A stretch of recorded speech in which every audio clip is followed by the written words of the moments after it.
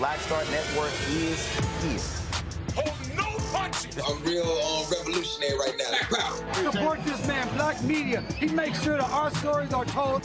Thank you for being the voice of Black America, Roland. Stay black. I love y'all. All momentum we have now, we have to keep this going. The video looks phenomenal. See, there's a difference between Black Star Network and Black-owned media and something like CNN. You can't be Black-owned media and be scared. It's time to be smart.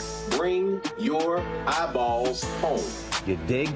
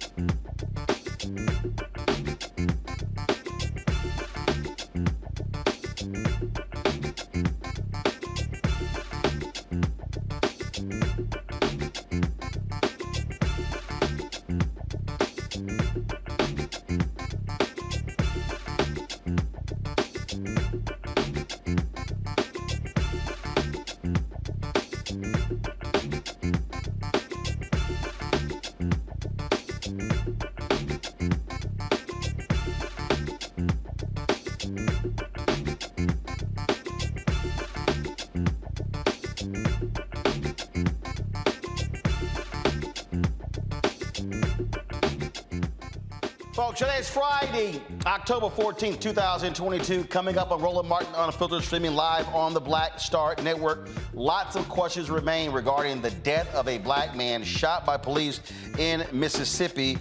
Folks are questioning the police narrative in the death of Jaheim McMillan. His family, they are saying, why did the officer shoot and kill? In Los Angeles, the new city council president, President Mitch says the council cannot move forward unless two remaining racist council members, both Latinos, resign. We will talk with the first black woman to serve on the LA City Council in nearly 10 years about what is going on in that city. Civic organizations across the country are doing what they can to ensure that all eligible voters are registered. We'll talk with Barbara Arnwine with the Transformative Justice Coalition about what is called the Votercade. Also, a Georgia county is now at the heart of a discrimination lawsuit filed by the U.S. Justice Department following the termination of two black men. And in our Education Matters segment, an optometry organization wants to create a pipeline for black students to get into the eye care field. Folks, lots to talk about, so let's go. It's time to bring the funk on Roland Martin Unfiltered on the Black Star Network. Let's go. He's got it. Whatever the biz, he's on it.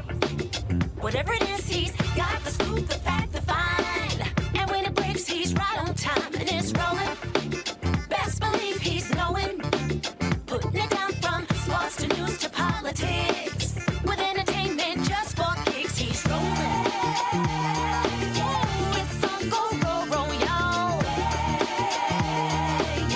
It's Roland Martin, rolling with Roland now. He's funky, he's fresh, he's real, the best, you know he's Roland Martin.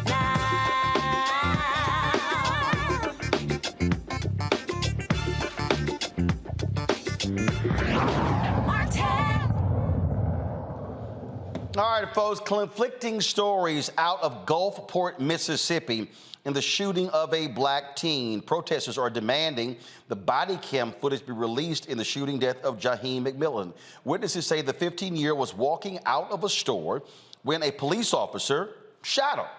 Police say the teen had a gun. Now, they also say McMillan was involved in an incident involving several minors waving guns and chasing a motorist. Officers pulled the youth over in a Family Dollar parking lot. McMillan reportedly got out of the car and refused to comply with commands to drop his weapon. Police say the teen pointed a gun at them. An officer shot the teen in the head. One witness says she did not see McMillan with a weapon. Other witnesses say officers handcuffed the teen and did not render aid as he bled out in front of the store. McMillan was taken to the hospital where he remained on life support until Saturday when he passed away. Earlier this week, the Gulfport Police Chief Adam Cooper laid out the details of what police say what took place. This tragic situation has touched many lives. I understand everybody wants answers on what led up and happened in this deadly encounter. Words from me will do little to comfort the individuals involved. I will start with saying I've requested the Mississippi Bureau of Investigation take over the entirety of the investigation from the charges of aggravated assault to the officer-involved shooting in order for all circumstances and facts to be investigated by an outside agency. I will share with you now what I know.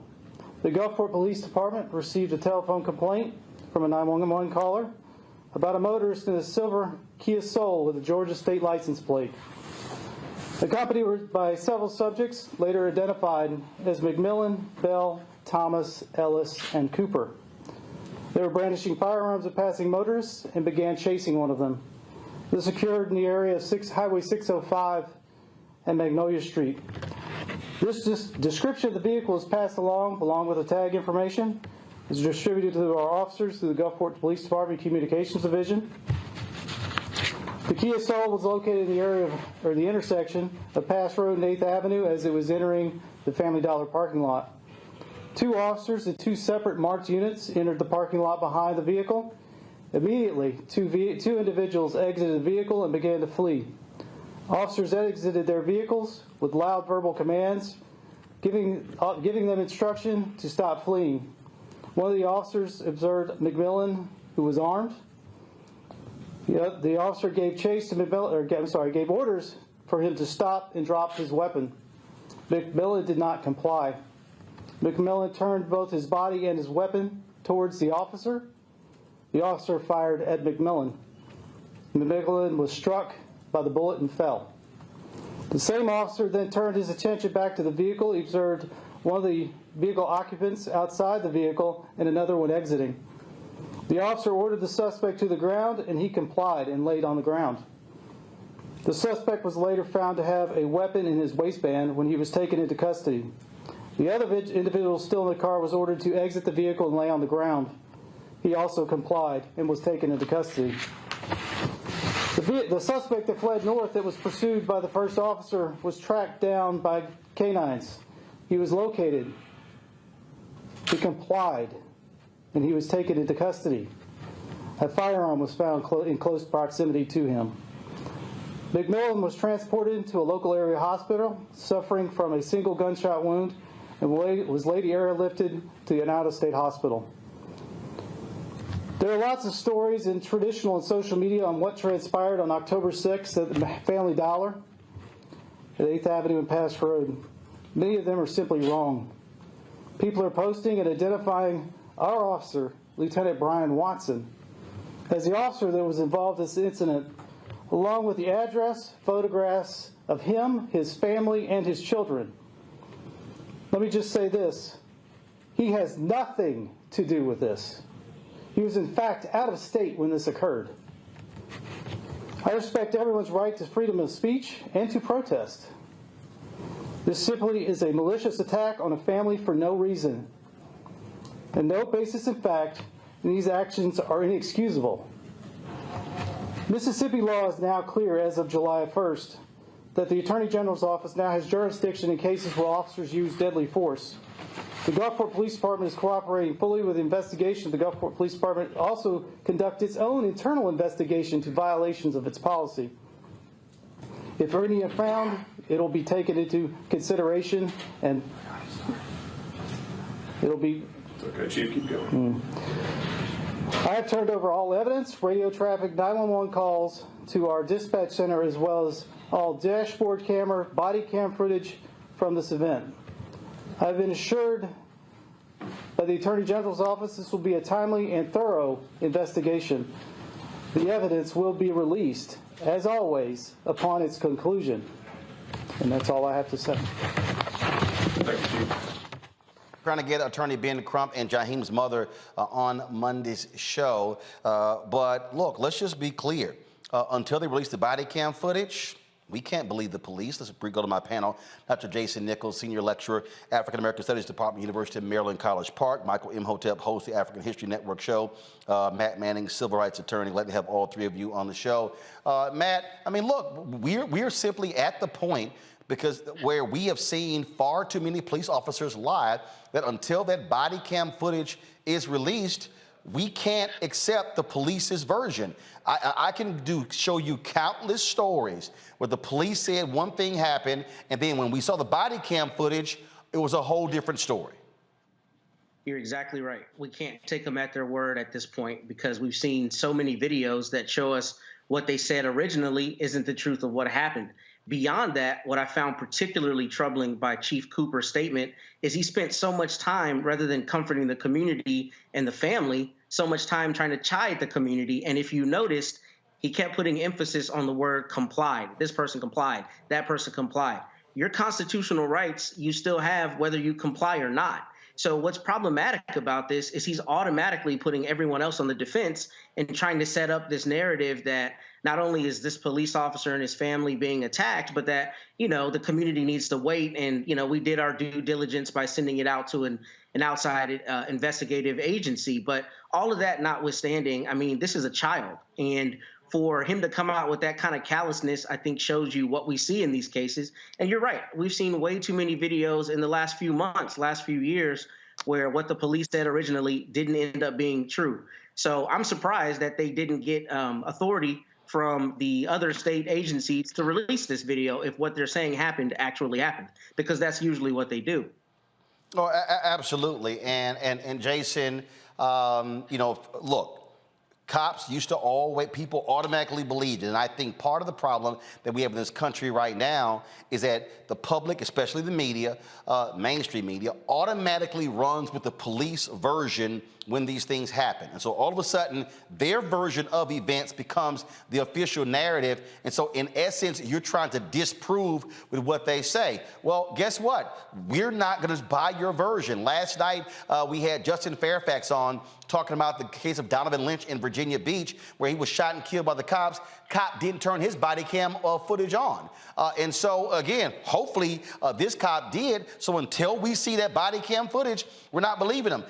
Ben Crump represents the family in Houston. Cops laid out this whole narrative until we saw the body cam footage where they rolled up unmarked cars firing. Okay, never shouted, didn't see a weapon, nothing. So their initial story was a lie based upon what the body cam footage showed. I mean, honestly, you know, me being in the Baltimore area, I certainly know about the Gun Trace Task Force and what they did and the fact that they were able to make up narratives and actually plant guns on people that they wanted to arrest, plant drugs on some occasions. So this idea that we're all of a sudden supposed to always trust the police narrative, when in fact we actually have the evidence through body cam and dash cam footage, it doesn't make sense. Just show us the material, show us what actually happened. And as a matter of fact, one of the things that I think needs to be talked about on a nationwide policy standpoint is the fact that people should not be able to turn on and off their body cameras. It seems like each jurisdiction has a different kind of body camera. Some people can mute their body cameras. Some people can turn them on and off. So if they're going to commit a crime or something where they think involves force, who's going to turn on their body camera to put themselves through that kind of scrutiny? So it doesn't really make sense. Only time police officers would keep their body camera on is when they think the body camera will exonerate them or will help them in a situation. But giving police officers that option, particularly in high stress situations, even if they don't have bad intentions, doesn't make sense. The information is out there. Release it to the public. Be transparent. That's what police departments owe the public.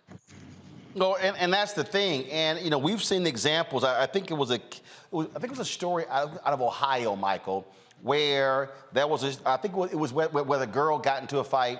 She had a knife and she was charging another girl, and people began to circulate a story. What did the police do? They immediately put the body cam footage out. So it shut down speculation, and that's what should happen. So I'm sorry. I am simply not going to believe what the police chief says, what the officers are to say, until we can see ourselves. If the video shows that he had a gun, the video is going to show that he had a gun. And so then if there are witnesses who say he didn't have one, if the video shows it, they're lying. But until we see that, I'm sorry. I simply cannot, in today's society, I cannot trust any version coming from the police. I don't care if it's a black cop, it's a black chief, or it's a white chief. Especially in Mississippi. If you understand the history of Mississippi, especially in Mississippi. So when we look at this, I read the article from ABC News and I listened to the police chief as well. And I have a lot of questions here. First of all, did you hear the police chief mention body camera footage at all? Yeah, he did. Oh, okay. All right. Because in the article here from ABC News, it didn't mention it. But if they had incriminating body camera footage that showed Jaheim McMillan with a gun, I think they would have released it already by now. Because this incident took place October 6th, 2022. If they had incriminating body camera footage of him with a gun, I think they probably would have released it by now. So, and another thing I want to know, okay, were there fingerprints on the gun? Were there his fingerprints on the gun that you retrieved? What caliber was the gun that you retrieved? Were there gunpowder burns on his hands as well? So there's so many, and what type of gun was it? So there's so many questions that I have regarding this situation. So I know the Mississippi Attorney General's office has jurisdiction over this case. I don't know if that's good or bad, to tell you the truth. I don't know. I just know Mississippi don't have a good track record. The state of Mississippi does not have a good track record when it comes to this. So hopefully justice will prevail. Hopefully we'll get more information when you have Attorney Crump on the show on Monday. Indeed. So again, we'll see what happens in that case. All right, y'all, let's go to Ohio, where the 8 Ohio police officers who shot more than 90 rounds of ammunition, hitting an unarmed black man about 60 times, they're back at work. Jayland Walker was killed in June by Akron police officers after a brief car chase. The officers had been on paid administrative leave since the shooting. Protesters have been marching in the streets since the officers were placed back on active duty in non-uniformed, non-civilian contact roles. Lieutenant Michael Miller released the following statement about the officers' reinstatement. Wasn't a rash decision, but one that was painstaking in fact. When we look at the staffing shortages that we have, nearly 50. If you add the officers that are out on injuries to that number grows. It was a difficult decision. Akron Police Lieutenant Michael Miller stated, we just want folks to understand that we understand, we get it, but we had to also be responsive and responsible to growing daily public safety needs of this community, including some of the violence that young people are being impacted by. The Walker family attorneys said this about the officers going back to work. The decision to reinstate these officers, even to desk duty, fails to take into account a pending investigation into their actions that culminated in Jayland's brutal shooting and unjustifiable death resulting from a barrage of more than 90 bullets. This decision undermines the legitimacy of the investigative process the Walker family has been asked to follow and which BCI has led to this point. On behalf of the Walker family, we call on the city of Akron to do the right thing and place the officers back on leave until the investigation has been completed. I get this whole idea of, oh my goodness, we have shortages, but the reality, Matt, is you don't want these folks involved in any sort of police capacity until you finish an investigation. 90 rounds? 8 cops? Absolutely. It's absurd. It's absurd. They should not be back on duty in any respect. And this is really stupid because police departments have a lot of civilians who work for them. So most police departments have even civilian investigators. So to say that they couldn't supplement it or find other people to fill roles beyond people who were involved in a very heinous shooting is BS. And I think one of the things that people need to realize is officers have a lot of civil service protection. So what they might not be saying that's truthful is that these officers may be going through a grievance process or some other employment process that allows them to stay on the force and makes it hard for them to fire them. And that's one of the systemic issues that has to be addressed. It's very hard a lot of times for police officers to be fired, even when they do things like this. But I think this is a bad move because it undermines the credibility of any investigation, particularly if the Akron department is involved in investigating itself. There's no way to be assured that these officers are not going to be involved in the investigation, and there's no way to be assured that if a grand jury doesn't return indictments that the fix isn't in. I mean, we know it is because it happens all the time, but this is, I think, even more problematic because it allows them access to the process. Michael? Yeah, this is shocking. Now, it is true that nationwide, a lot of police departments are down or short police officers. Right here in Detroit, according to the reporting about 2 months ago, Detroit police are down 223 police officers. But to put these 8 back on the force is just ridiculous. Now, one of the things that Akron Police Chief Steve Milet should be doing and leading the initiative on, if they're not already doing this, is recruiting from the African-American community. If you're short police officers, you should be focused on recruiting from the African-American community to bring about more diversity and focus on these African-Americans becoming the type of officers that we all say that we want to see. Those that de-escalate situations, those that don't racially profile, those that only use lethal force as a last result. This is a grand opportunity, a great opportunity for something like that to happen. And I would say, and their recruiting efforts all across the country, I would say some of the first people that need to be applying to these police departments are the activists. Because now you can have a huge impact inside the police departments and in your communities as well. More and more police departments are putting in place duty to intervene policies, which means if you see something wrong and you're an officer, you're on duty, what have you, you can intervene to stop it. So instead of you standing on the sidelines, and I know a lot of the activists mean well and do good work, but instead of you standing on the sidelines and recording what takes place, you can show your badge and actually intervene and help stop it. So this is a grand opportunity across the country for African Americans to apply to these police departments and become the type of officers that we say we want to see. Jason, absolutely right. And I do think, as I listen to all these police departments around the country talk about, how it's hard for them to find police officers, this is also means you might be wanting to change how you recruit the type of officers, what you're looking for. Look, you keep talking about more resources going to them. Well, guess what? Pay up and go out and recruit folks, and let's see what happens. Absolutely. I think one of the things we want is high quality officers who want to do the job and want to do the job the correct way, as Michael said. I think one of the systemic things we need to do, and I know a lot of my activist friends disagree with me, but you need to pay cops more. Because in our society, when you pay someone more, you can expect more. You can expect the highest level of professionalism. And also, it's easier to recruit the right kinds of people. And the people, there are police departments out there where you barely need a high school diploma to become a police officer.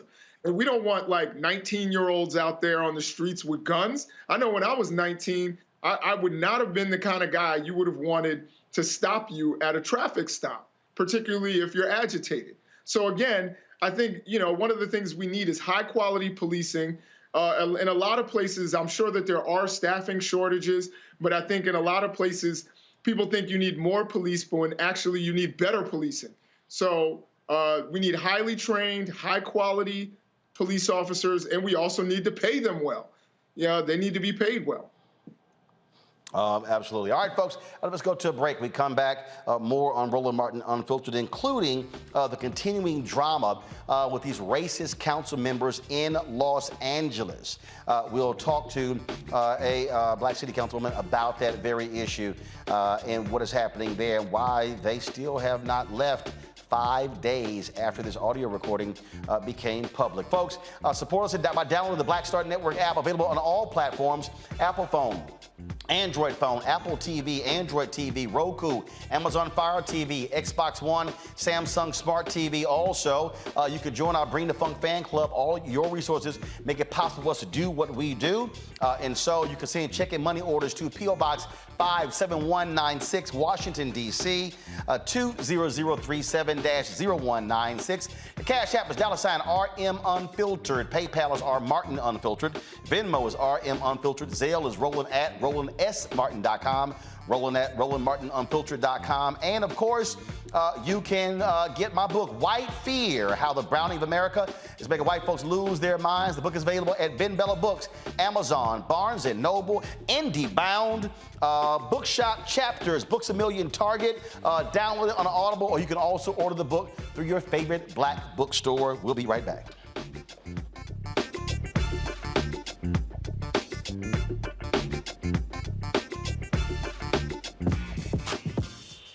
When we invest in ourselves, our glow, our vision, our vibe, we all shine.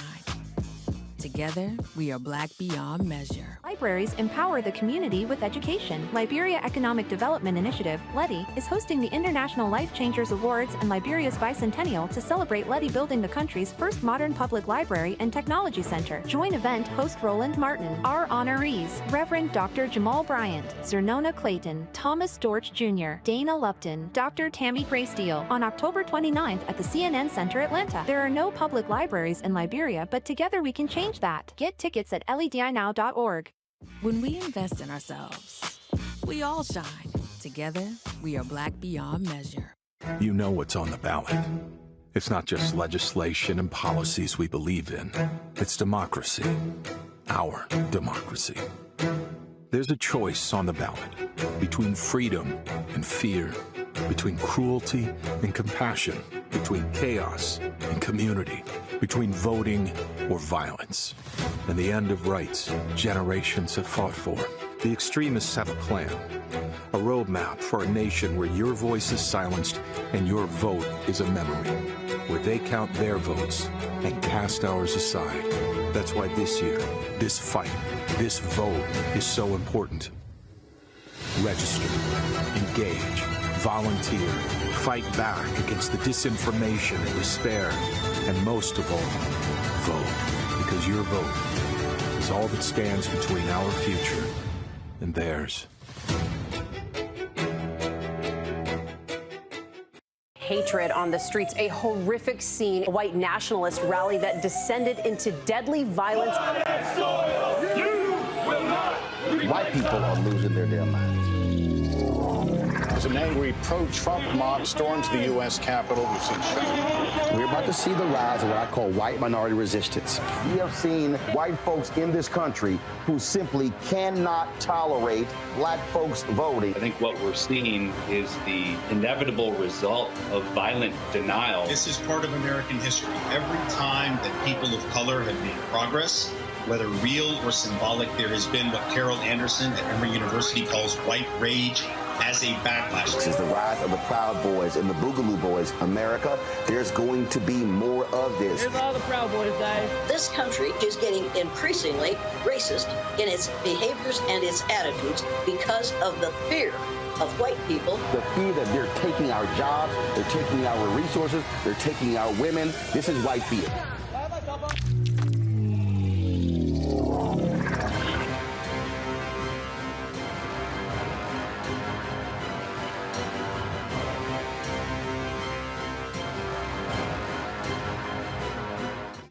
I'm Vivian Green. Everybody, this is your man Fred Hammond, and you're watching Roland Martin, my man, Unfiltered.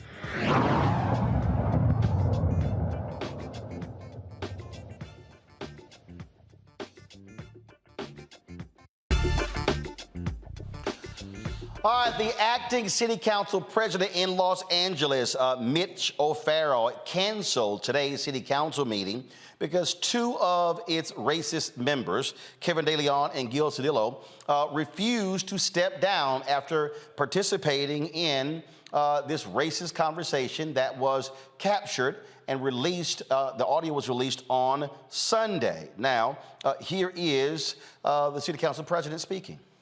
Mr. Cedillo and I had a long, very frank conversation yesterday, and he made it really clear that he is taking into consideration the gravity of the moment and what he ultimately is going to need to do. And I can't state what that is right now, but we will continue those conversations. If I felt that there were going to be 2 additional resignations today, I would not have canceled tomorrow's meeting. I just don't see it happening. Well, look, they won't go, but the pressure has to continue. Now, Nuri Martinez, she initially stepped down as city council president. Well, that wasn't good enough. A couple of days later, she was forced out as a city council member. Also, the president of the Los Angeles County American Federation official there, he was a union official. He also was forced out from the union as well. Now, De Leon and Cedillo have not said whether they plan to resign. If both refuse to leave, keep in mind De Leon's term is not up until December 2024. Cedillo's term ends in December. Joining us now is LA Councilwoman Heather Hutt. She's the first black woman to serve on the LA City Council in nearly 10 years. Glad to have you on the show, Councilwoman Hutt. So, I mean, this ain't hard. I mean, there's no way in the world either one of these individuals can have any integrity in terms of staying on the council, and there's no way you and the other council members can go on as business as usual with 2 established racists sitting there participating in city business. That precisely. There's no other words. That is exactly how we feel. How can we conduct business knowing that this is the undertone or the feeling that they express privately? It is very complicated and disheartening. I'm angry, I have to say. Never in my life did I believe that any of those people would just continue for 90 minutes to spew this kind of racist, homophobic statements about something that's near and dear to my heart. The city of Los Angeles, gerrymandering, and children. All of those things are special and should be protected, not spewed and abused.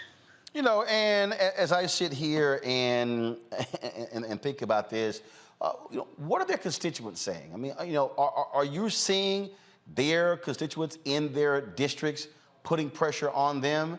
And, you know, because obviously there are organizations that have released statements, but what are the folks who they represent? What are they saying?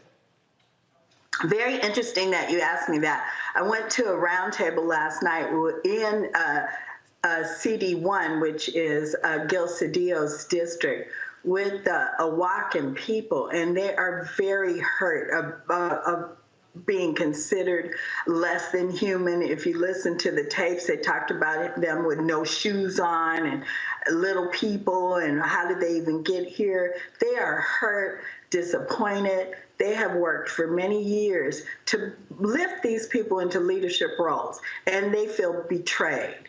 And so it was a very deep conversation about healing, but their own people are calling for their resignation, and they won't stop. They said they can't stop. They've gone to offices that are in the field. They've gone to City Hall. They're calling strongly for their resignation. You know, and here's the thing that gets me, this whole idea of, you know, I've got to work hard to regain the trust of the people. We have to have reconciliation. This is real simple. You can do that with your ass not being on the council. That's exactly right. You can do it from grassroots. You have to be able to tell your friends and neighbors and act as you're not a racist, because the actions we've seen are racist. So yes, you can do it, but you can't do it in a leadership role, and you certainly can't do it representing 250,000 people that are in your district. Absolutely. And so now, look, I cover city council in Fort Worth and other cities as well. So you have different council members who are on committees, who chair committees. Have they been stripped of their committee assignments? Yes, a motion went in. A motion went in, but because we didn't have city council, we could not act on the motion. When we get back to council, we'll be able to act on the motion, but the motions have been written to strip those members from their committees. Gotcha. And so when the council meets as a group officially, then that is going to happen. Correct. Now, Gil, he's up in December, De Leon's 2024. Is there any way, based upon the city charter, for council members to be recalled? Or is the only way that they can get out of office, they actually have to resign? They have to resign. The recall can come from the community. It's very timely. A resignation is immediate. And what people are calling for is an immediate resignation. They don't want the long time coming that goes along with a recall and the signatures that it takes and so on. They want these people to be accountable for their racist actions, and they want them to leave now. Gotcha. Well, look, it is important, it is necessary, and surely it has to be also troubling for all the other city council members because you can't get business done while they're there. And also, frankly, there's no conversation. You have nothing to say to me if you're still sitting there and you haven't quit 5 days later. Exactly right. Nothing to say to me either. By the way, I was implicated in those tapes. No one's called me to apologize for implicating me, for considering that I would be any part of a gerrymandering strategy or scheme, especially not against Black people. I was born before there was a Civil Rights Act. I've been fighting for this my whole life. I'm here to represent. We need more representation, not less. And if we pay attention to just the segment that you did before I got on, racism is rampant everywhere. And we need to fight it everywhere. Let's actually speak on that, because on those audio tapes, they were saying, oh, yeah, let's go ahead and put her on because we could counter her vote. And so, I mean, they were sitting here with all this maneuvering, and they gave the impression that you're basically a puppet who they can control. It's appalling to me. I'm a Black woman. I'm a strong-ass Black woman that raised 3 boys by myself. If I was going for the okie doke, I'd still be with my ex-husband. I don't go for the okie doke anywhere. I'm not anybody's pawn, and I'm here to tell everybody that. I'm here to do the work, represent these 250,000 people that agreed that I should be appointed to this position, and I'm here to do the work. I do find that interesting that your name was invoked and not one of them has reached out to you. How about that? That's how I feel too. I'm like, really? You can't call and apologize? Like, if you really thought that I had any value, you wouldn't feel that my feelings are hurt? That I'm in a situation in my community where I have to explain my Blackness, my womanness, my patriotism for democracy, because undermining gerrymandering is serious. And that's what you implied that I would do? I have some words that go in the swear jar for that. I'm quite sure. Councilwoman Heather Hutt, actually, let me do this here. I have just a couple more questions. What has this also done in terms of the city and this Black Latino alliance? Surely it's now fractured. Surely you have people, you have now distrust. What is happening with other elected officials, other organizations to, frankly, not allow this to go forward as if that somehow that represents how Latinos or Latino elected officials in Los Angeles think about African Americans and think about this notion of power? So we have another Latina woman on the council, Monica Rodriguez, and she reached out to me on Sunday night before we even went into a regular work week, apologizing and saying that all Latinos are not like that.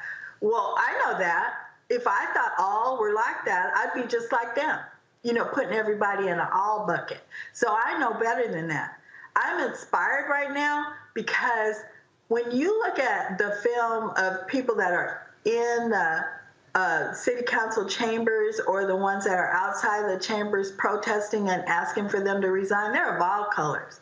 And I'm inspired by how people are trying to come together to make a general statement that this is not okay.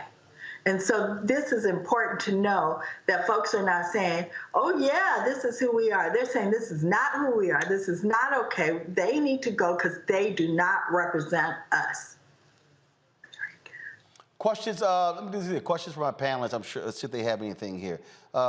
Jason.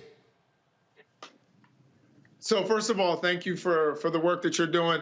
My question is, with the gerrymandering and the things that are going on in your in the city of Los Angeles, what is the fix there? Because a lot of people have actually brought up the fact that 48% of Los Angeles is Latino, but there are only, I think, 4 members on the committee. Is that actually something that needs to be fixed, or is that something that they were just trying to grab more power?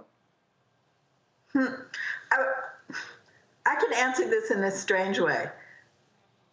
First of all, I can't think how they could think. So I can't answer you about what they were thinking about, because I'm not thinking like that.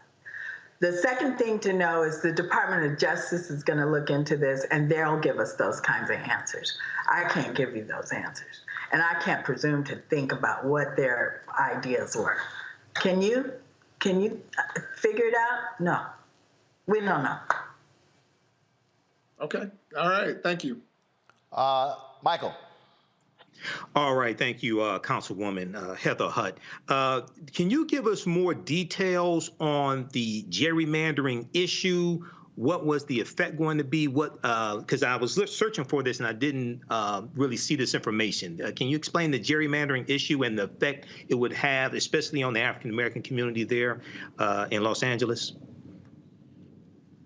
I think I can.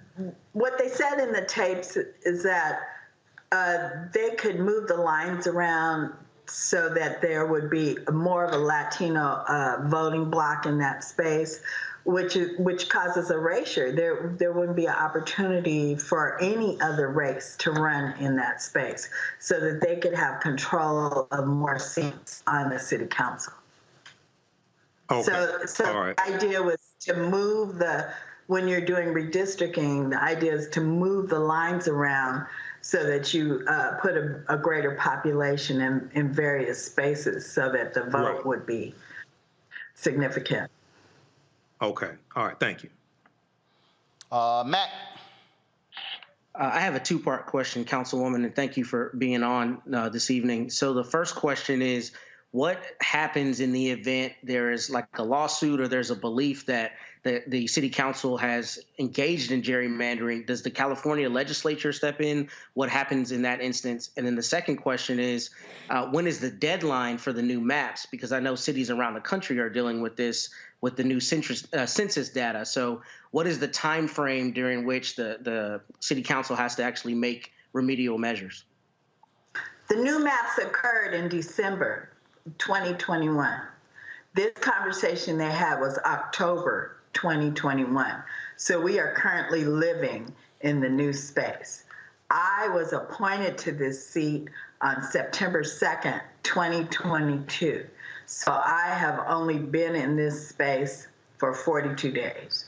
So not a part of the history that put us in the maps, and we're set now. When the Department of Justice comes in, they'll let us know what kind of changes need to occur. All right then. Look, we certainly appreciate you joining us and sharing your perspective with us. And again, we certainly hope that these two resign so y'all can get on with the business of Los Angeles. Thank you so much for having me and allowing me to share my story here on Roland Martin. I appreciate being unfiltered. I didn't use a swear jar, though. I wasn't that unfiltered. Oh, well, it's all good. Trust me. We cuss all the time. So I keep telling folk, cussing keep your blood pressure low. Well, I know that's right. Thanks for having me. I appreciate it. Thank you, gentlemen. All right, thanks a lot. All right, y'all. Look, I'm just trying to let you know.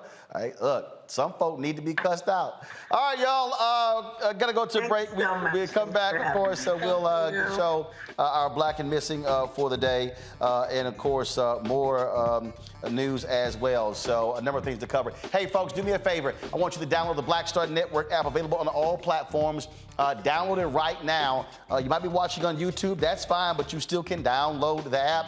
Apple phone, Android phone, Apple TV, Android TV, Roku, Amazon Fire TV, Xbox One, Samsung Smart TV, and of course, you can also support us. Your dollars make it possible for us to do what we do, to cover the stories that we cover. On Monday, I'm going to be in Valdosta, Georgia. So Valdosta, we'll be coming your way. I'm in Savannah on Tuesday. So again, we're going to be on the ground there covering the U.S. Senate race between Raphael Warnock and that fool. Then also, of course, the gubernatorial race with Stacey Abrams and that idiot Brian Kemp. And so, again, your dollars will make it possible for us to do what we do. Send your check and money orders to P.O. Box 57196, Washington, D.C., 20037-0196. Cash App, $RM Unfiltered. PayPal is R Martin Unfiltered. Venmo is RM Unfiltered. Zelle is Roland at RolandSMartin.com. Roland at RolandMartinUnfiltered.com. You're watching right now on YouTube or Facebook or Twitch or Instagram. Hit the like button, y'all. Hit the share button. YouTube, why y'all tripping? 2,000 folks on, 540 likes. Don't make any sense. How hard to hit the like button? It's not. It's free. Click it and then go comment. Bunch of y'all commenting, but you ain't hit the like button. So when I come back from this break, we should be at more than 1,000 likes on YouTube. Got it? So that's right. Y'all got about 2 minutes to hit 500 more likes. Now, get your copy of my book, White Fear, How the Browning of America is Making White Folks Lose Their Minds. Available at bookstores everywhere. You can order it through Ben Bella Books, the publisher, Amazon, Barnes & Noble, IndieBound, Bookshop, Chapters, Books A Million, Target. You can also download it on Audible. And, of course, you can get the book through your favorite Black bookstore. We'll be right back.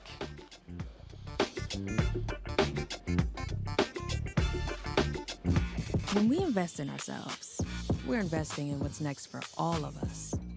Growing, creating, making moves that move us all forward. Together, we are Black beyond measure. Pull up a chair, take your seat. The Black Tape with me, Dr. Greg Carr, here on the Black Star Network. Every week, we'll take a deeper dive into the world we're living in. Join the conversation only on the Black Star Network.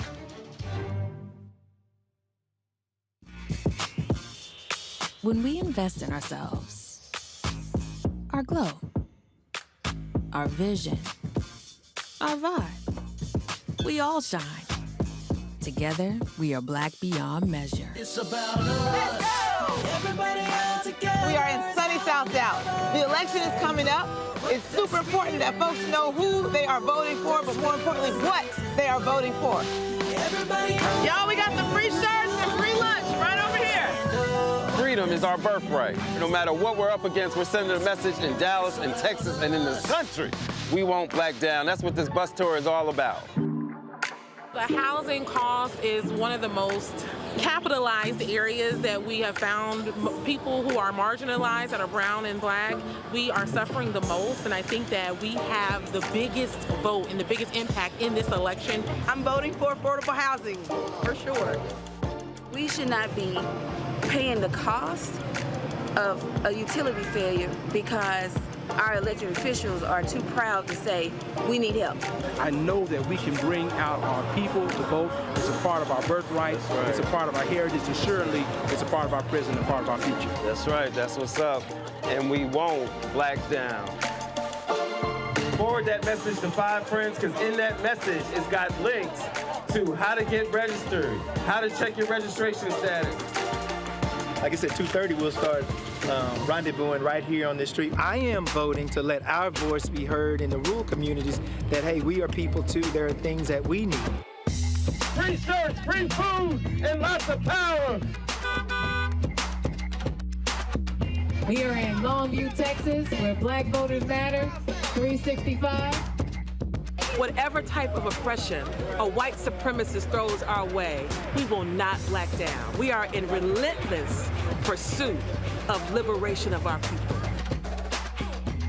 Freedom is liberation for black bodies and black communities to make economic change through political power. Freedom is choice. We won't black down. We won't black down. We won't black down. We won't black down. We won't black down. We won't black down. Hi, everybody. This is Jonathan Nelson. Hi, this is Cheryl Lee Ralph, and you are watching Roland Martin, Unfiltered. I mean, could it be any other way? Really? It's Roland Martin.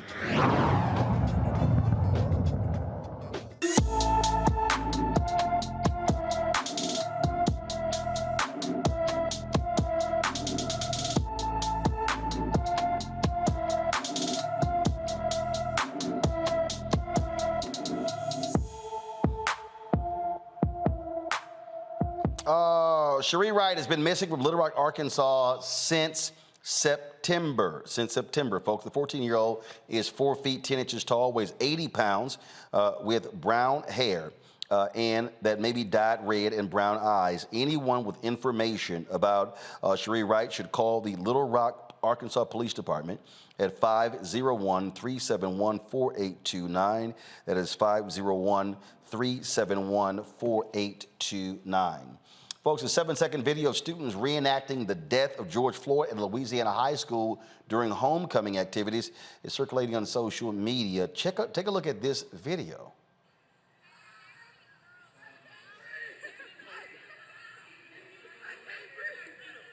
Okay, this took place earlier this week at Rose Pine High School. The student on the floor is reportedly black, and teachers were watching this take place.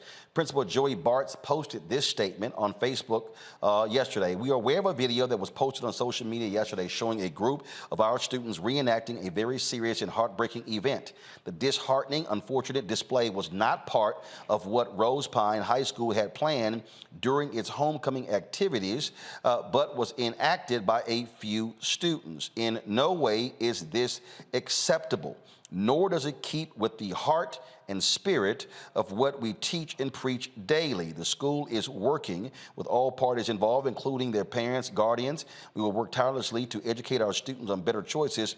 After the punitive actions are taken, all we can do is hope and pray that we can learn from the mistakes made and become better human beings. Again, we are deeply sorry for the pain that this has caused, and we know words are never enough, so we will vow to strive to become better through our future actions. With a broken heart, Jay Bartz. Now, we contacted Bartz and the Vernon Parish School Board to invite them on the show. We did not get a response to this. The thing that jumps out at me, Michael, is, okay, the principal talked about punitive action against students. What about the teachers? Yeah, and also I would question, you have to ask the question, okay, what type of culture exists at that school where the students would think something like that would be permissible? And this is one of the reasons why. So, yeah, definitely with the teachers also.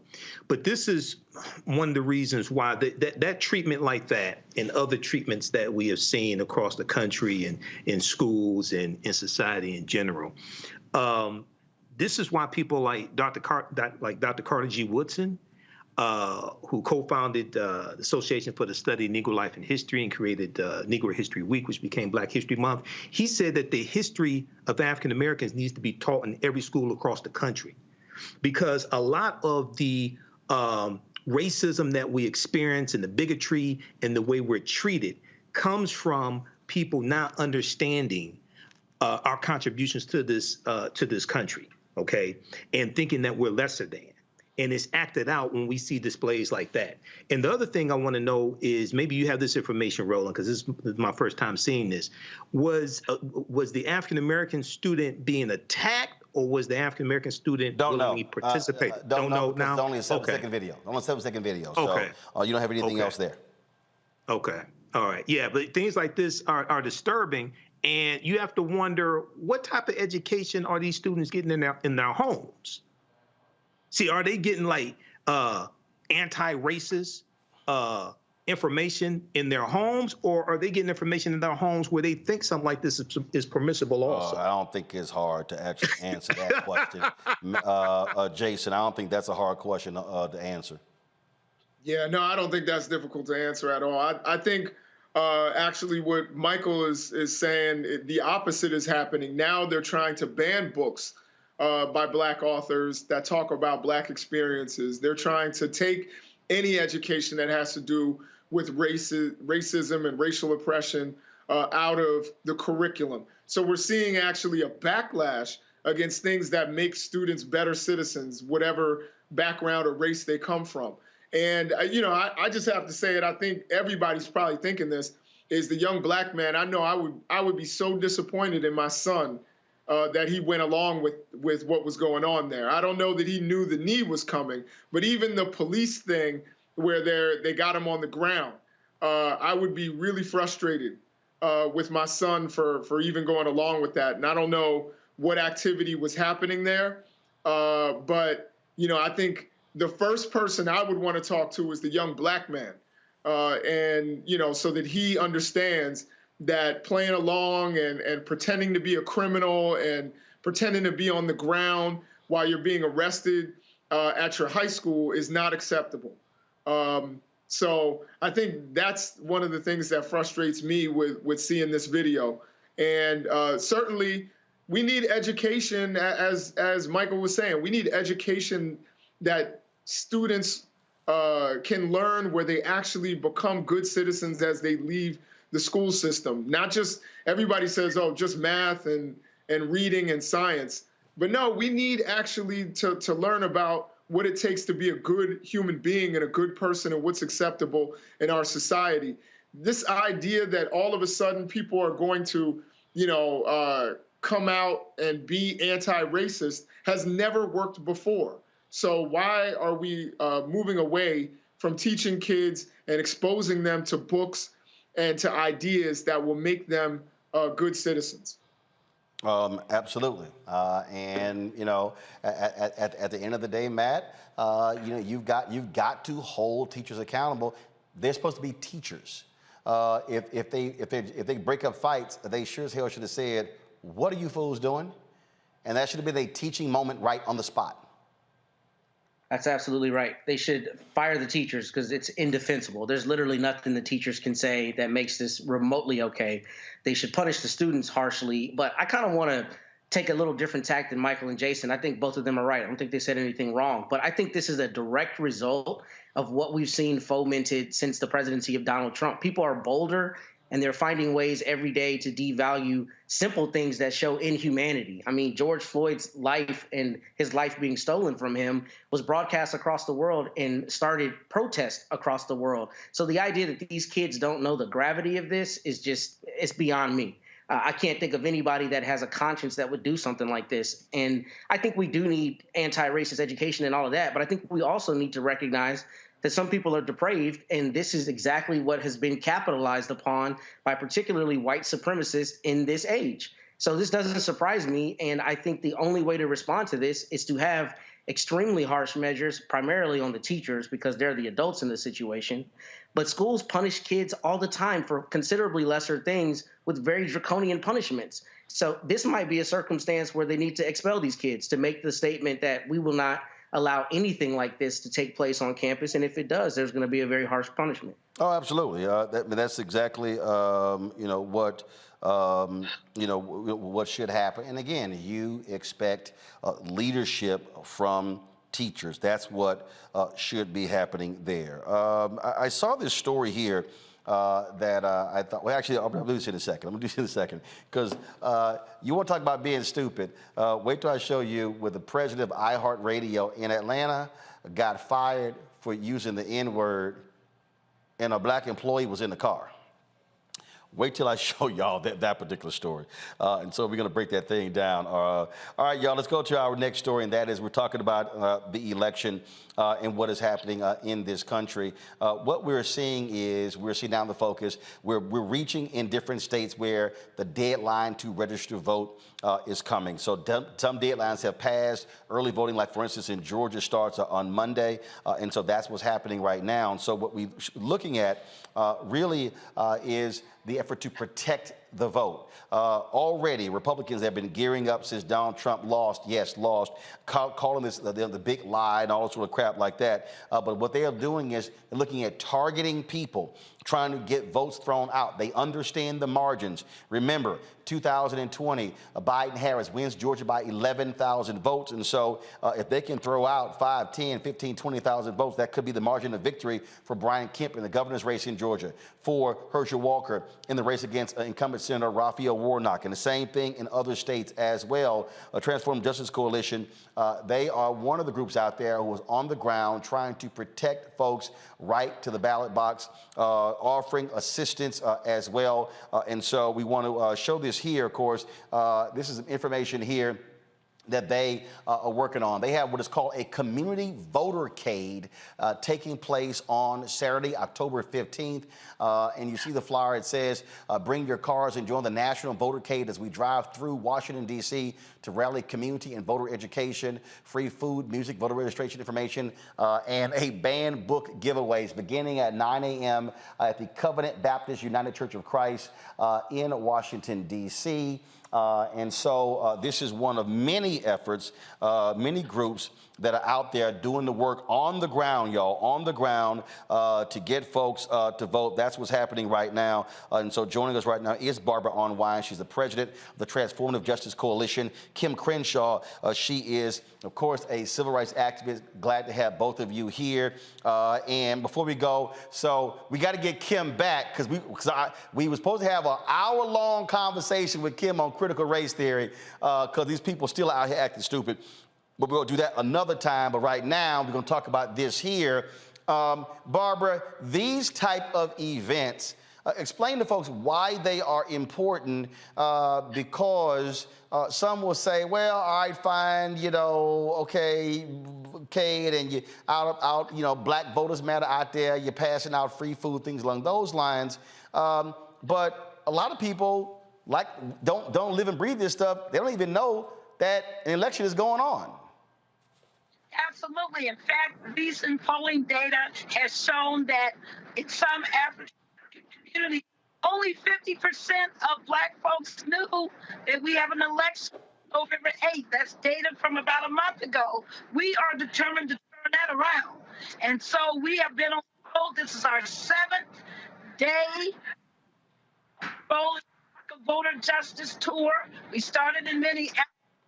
And we are now heading to Washington, D.C. We've been in 7 states and 14 different cities. It's time to vote. And unlike the past where people have done these tours, we've also brought along the banned books.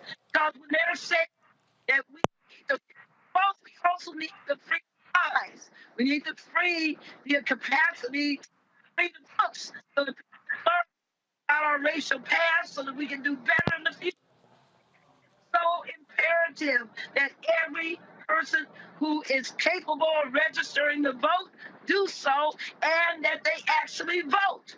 It doesn't mean anything if you register and you don't turn out to the polls. We need you to vote November 8th, 2022. You know, Kim, I keep saying this. And I've done all these interviews in the past 2 weeks dealing with my book, White Fear. And folks ask me, okay, well, you know, you say that we have to maximize that opportunity. And what I keep trying to walk people through is, this is a perfect example. If you've got 500,000 African Americans living in a city, and let's say 500,000 African Americans in a city who are eligible voters. They are of voting age. And then 300,000 of the 500,000 actually register. Then 150,000 of the 300,000 actually vote. Well, that means only 150,000 out of 500,000 African Americans who are eligible vote. And then somebody will say, whoa, that's 50% of all blacks who are registered. Yeah, but that's 150,000 who voted. It's 350,000 who didn't vote. So the reality is, when we maximize our strength, we literally can determine elections. And that is precisely why there is so much effort to make sure that we don't vote. That's why we're out here on the road, Roland. That's why we're telling people that there's an election. But more importantly, we're trying to tell people why it matters that they vote. Yes. I am so, shocked and surprised to hear about the George Floyd reenactment. And at the same time, this is precisely one of the reasons why we're on this tour. Because what we're trying to do is to link the effort to suppress the vote with the effort to suppress anti-racism. We're giving away 6,000 books because these are precisely the books that are being banned in our schools. And the reason why, of course, is because after George Floyd, because after all of the millions of people who came out demanding solutions to racist police violence, demanding solutions to structural racism, those who don't want us to exercise political power created this boogeyman called critical race theory. And they're using it to ban books. There are more books being banned, and the majority of these books are being written by people of color, queer people. They're all about how to make our democracy work better. They're being pushed out of the curriculum, and I think the story that you started with shows exactly what the consequences of that are. So we're giving away 6,000 books. We're calling our part of the campaign From Freedom Writers to Freedom Readers. We hope your listeners come out and join us tomorrow in all the places we're going to be until we their vote on and get their read on. And that point right there about these banned books. I mean, what these people are doing, and I have these people, Kimberly and Barbara, who literally drive me crazy, because you get these new fools. And they come on and they say, oh man, all you doing is shilling for the Democrats. And I keep saying, y'all, there are two parties on the ballot. There's the Democratic Party and the Republican Party. And when I explain to people, I'm like, let me explain to you what the right is doing. They hate critical race theory. They hate diversity, equity, and inclusion. They hate equity. They hate multiculturalism. They hate affirmative action, even though white women have benefited more than anybody else. They hate any conversation dealing with the issue of equity. They do not want to see parity. They don't want to see any of that. And what they are doing is using political power to actually stifle teachers, to stifle parents, to stifle professors. What Ron DeSantis is doing in Florida, what Greg Abbott is doing in Texas, what the legislatures are doing, what Brian Kemp is doing in Georgia, is going all across the country. Now, folk can sit at home and they can have these silly discussions about, I think you're wrong for who you're supporting. But let's be clear, the agenda that they are focused on, they've made it clear. They want to wipe out any potential black gains. They do not want to see more black professors, more black teachers, more black contracts, and they're not even hiding it anymore. So I've never said the Democratic Party is perfect. I have whooped their ass when needed, but when I do know when I'm staring at an existential threat, I'm not going to be dumb and act like it don't exist. Barbara, then Kim. Yes, and that's why we're saying to people who sits in these offices determine your whole life. I mean, people say that they care about Black Lives Matter, but if you do, then you're voting sheriff. You're voting for your district attorney. You're voting for your attorney general. You're going to vote for your clerk of court. You're going to vote for every position, the district attorney. You're going to vote for all those positions because they all determine if our lives matter, how we're treated, and what occurs. People only want to vote presidential. Beware, people. You got to vote midterm. You got to vote for your governors. You got to vote for all the members of the House of Representatives in the United States Congress. Or you got to vote for those senatorial seats. You got to be about the change that is required in this country so that Black excellence can excel, can achieve, can be manifested. But these folks want to put us down, and they want to be retrograde. Talk about they want to go back to the 1950s when people like us couldn't even be on TV like we are now. And Barbara's so right. One of the reasons why this is such an important moment is that there's a direct relationship between the attack on racial injustice and the attack on our democracy. One of the aspects of this debate that is so, I guess, disconcerting, Roland, is that too many people are sitting on their hands in the face of this effort to attack critical race theory by saying, well, we don't know what it is. We don't teach it in the public schools. That's a distraction. As you point out, what they're really trying to do is to make anti-racism unspeakable. And when they make anti-racism unspeakable, they make racial injustice unachievable. And we can't have a democracy without racial justice. There is no daylight between the fight for racial justice and the fight for our democracy. So people need to get off of their hands. They need to recognize that the midterms are those elections that decide many of the local offices.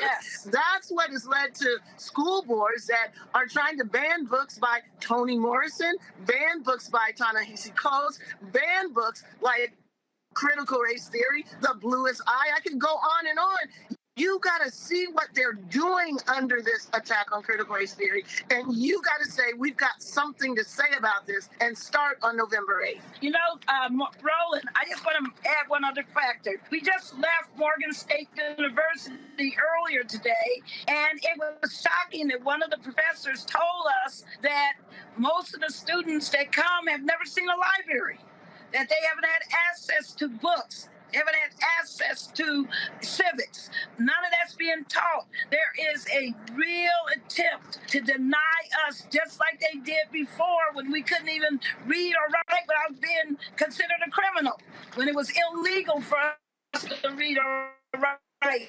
Now they want to control what we read or write, and we won't have it. Not going to have it. Let me go to my panelists. Let's see here. Jason, you first. First of all, it's an honor to meet y'all, or it's an honor to talk to y'all. What do you think can be done specifically outside of voting? Because I know a lot of people who say, you know, votes are one thing, but in order to hold our elected officials accountable, what can we do when there isn't an election ahead of us? Well, we have actually been speaking about that aggressively, about the need to be active politically 365.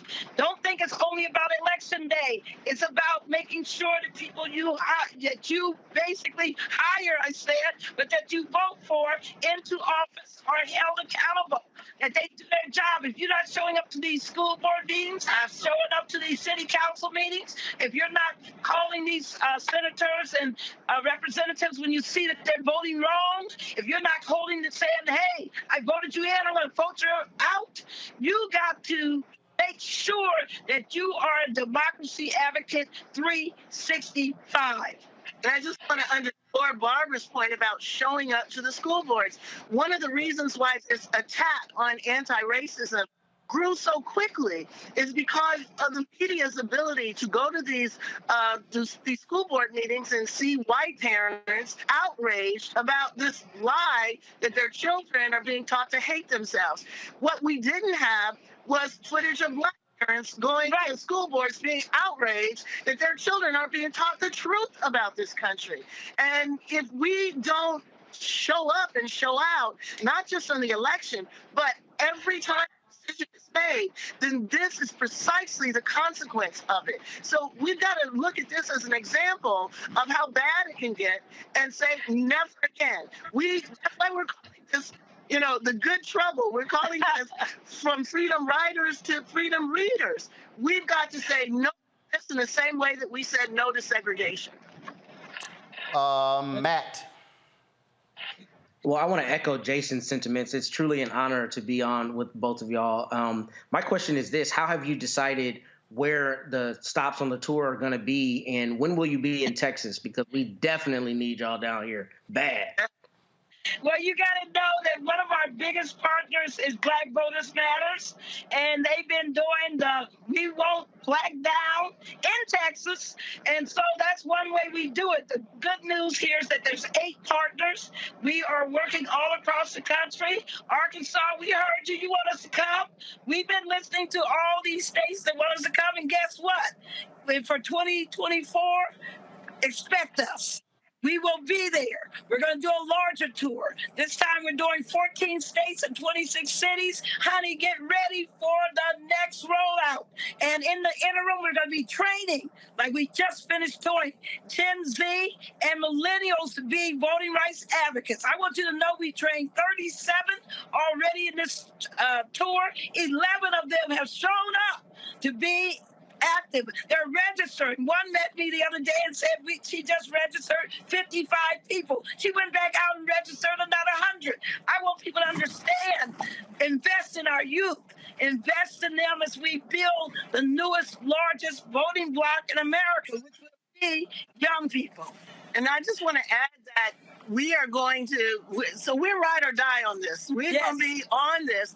And in the meantime, to learn more about critical race theory, about anti-racism, about implicit bias, we at the African American Policy Forum are going to continue facilitating and building. We have Critical Race Theory Summer School on demand right now. Go to www.aapf.org and you can sit into 120 classes. When this tour is over, we're going to have book clubs for all those who signed up to get one of these books. We're going to be ready for 2024. We're not going to let people tell us what ideas are legitimate, what we can read, what we can understand, and that's going to empower us to use our vote in the way that's necessary to save our democracy from what we're facing right now. Michael. All right, sisters, Attorney Barbara Arnwine, good to talk to you again, and our esteemed Professor Kimberly Crenshaw, great having you on. I played some of your clips on my show to educate people on critical race theory. You were absolutely correct when you talk about the school boards, because Stephen K. Bannon said that the way to political power is through the local school boards, and a lot of our people don't understand that. Before you leave, give us your social media information, because I need to get in contact with you all. But Professor Kimberly Crenshaw, can you just give us a brief synopsis of what critical race theory actually is? Because people like Christopher Rufo have totally distorted it, and a lot of our people are confused about what critical race theory is. Yeah, so I'm so glad you asked that. And let me just point out, Christopher Rufo and all of his ilk say repeatedly, they care what critical race theory is. They couldn't care at all. What they are trying to do is take critical theory and use it as a Trojan horse. So let me tell you what critical race theory is based on what they have attacked. Critical race theory is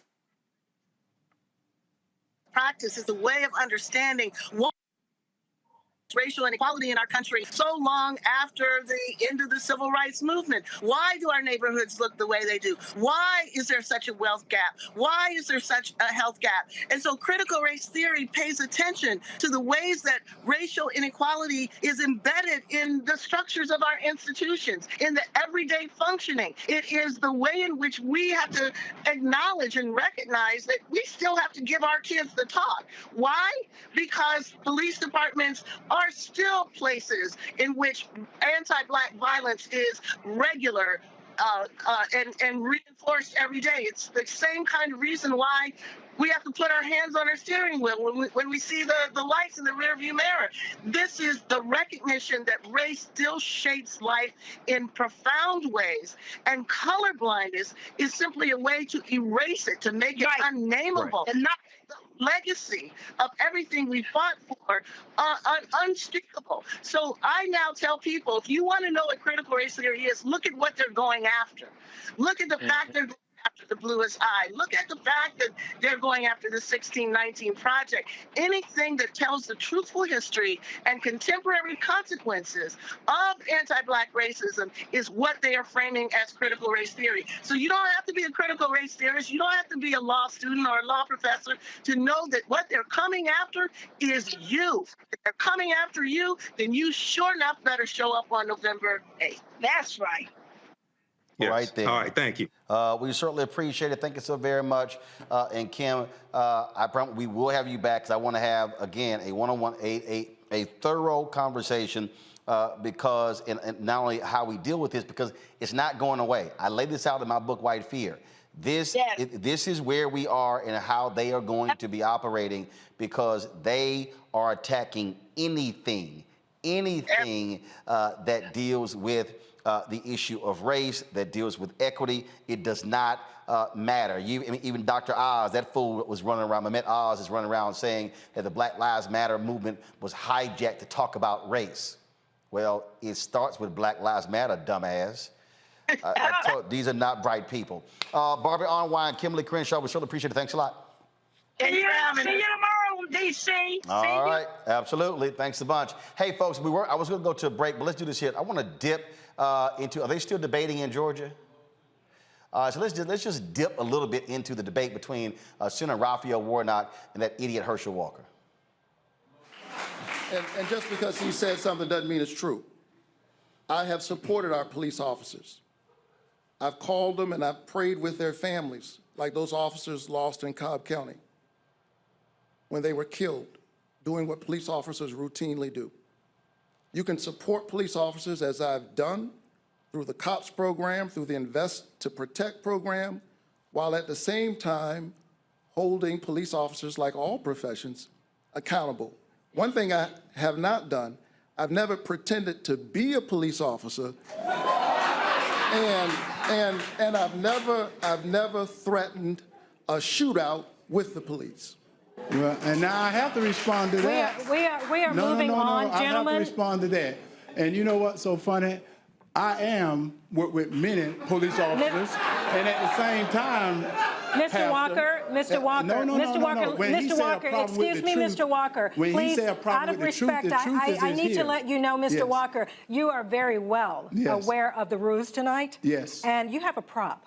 Yes. That is not allowed, sir. Yes. I ask you to put that prop away. Well, it's not a prop. This is real. And he said, I have a problem. I never worked with law enforcement. It is considered a prop, Mr. Walker. Yes. Excuse me, sir. Yes. You're very well aware of the rules, aren't you? Well, aren't you aware of the rules? He brought up the truth. Let's talk about the truth. Thank you for putting that prop away. And as a matter of fact, we still have a lot to get to, and we are not going to continue this. We're going to follow up with a question, and this is according to the CDC. Homicide is the leading cause of death for African-American youth. Mr. Walker, in 30 seconds, why do you believe this is happening? And what would you do to stop it? Well, what I would do is hold people accountable, which is Senator Warnock not doing.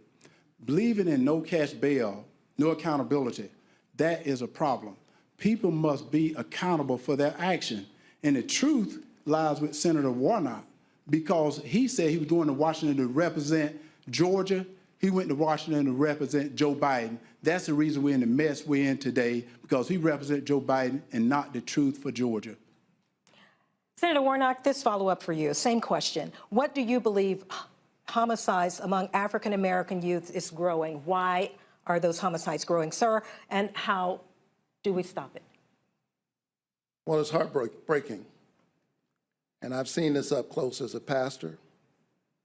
I've presided over some of these funerals. I've met with young people. And we have to have rules and laws in the society, which I support and I've invested in as a legislator. At the same time, we have to create opportunity. There's no sickness like the loss of hope. When people lose hope, when they doubt that their life can be any longer or that they can dream of something bigger than the street they live on, a lot of things can happen. I grew up in one of those neighborhoods, but I had a nurturing family, and I benefited from good federal public policy, like the Head Start program, like Upward Bound, like Pell Grants and low-interest student loans. And to invest in our children is to invest in our best resource. Senator Warnock, thank you. We are moving on, gentlemen, to the next question. And this topic is about personal integrity. Buck? We're going to shift gears a little bit here. Senator Warnock, in 2020, you tweeted this: unemployment benefits have expired, rent is due, and many Georgia families are at risk of eviction. My opponents are supposed to be serving the people in Washington, but they are clearly concerned with their own interests. Well, recent published reports talk about a property that your church owns, Columbia Towers at MLK Village in Atlanta. It's a home for the disadvantaged. At least a dozen lawsuits have been filed by residents evicted for not being able to pay their rent. Some of the outstanding balances are less than $30. As someone who receives more than $7,000 a month for a housing allowance from Ebenezer Baptist Church, how do you explain this to Georgia voters who are struggling currently to make ends meet? Well, let me say that serving in the United States Senate and continuing to serve my church is the honor of my life. And it gives me a lens through which to do the work that I'm doing. But here's why you know I'm running against a desperate candidate. Anytime a candidate would stoop to the level of trying to sully the name, he and his allies, to sully the name of Martin Luther King Jr.'s church and John Lewis's church, you know that's a desperate candidate. Let me tell you about my church. My church is a Matthew 25 church. We spend every week, every day feeding the hungry and the homeless. They know that those false charges that they've created are not true. We stand up for poor people every single day, and I ran for the Senate to do at a policy level what we do at a local level every single day. I'm not going to be distracted by him and his allies. My people know the truth. They know the work we do every single day, and I couldn't be prouder of them. Proud to represent the Senate and proud to serve Ebenezer Baptist Church. So just to clarify, your position is that the allegations in these lawsuits are not true? I am saying that it is very obvious that my opponent and his allies are busy trying to sully Ebenezer Baptist Church. Now you see the problem with the truth. Switching gears a little bit here, sir. Your ex-wife filed a lawsuit asking for increased child support, saying that she had to pay for child care on days that your duties as a senator interfered with your parenting time, and citing significant increases in your income. In 30 seconds, what is your response to that lawsuit? Listen, I went through a divorce, like a lot of people. And while that was a painful period, what came out of that was two amazing children that I just talked to before I came on this stage. And my children know that I am with them and for them, and that I support them in every single way that a father does. Thank you, Senator Warnock. Now to you, Mr. Walker. Recent ads have highlighted allegations of past domestic violence. They've raised questions about how transparent you've been as far as your resume. In 1 minute, how do you respond to voters who question your integrity, both personally and professionally? First of all, I've been very transparent, and I'm not ashamed to admit it. And I say I had a mental problem, and I'll be a champion for mental health, because so many people suffer from mental health. But to have people like Senator Warnock that demonize mental health, when I want to tell everyone out there, you can get help.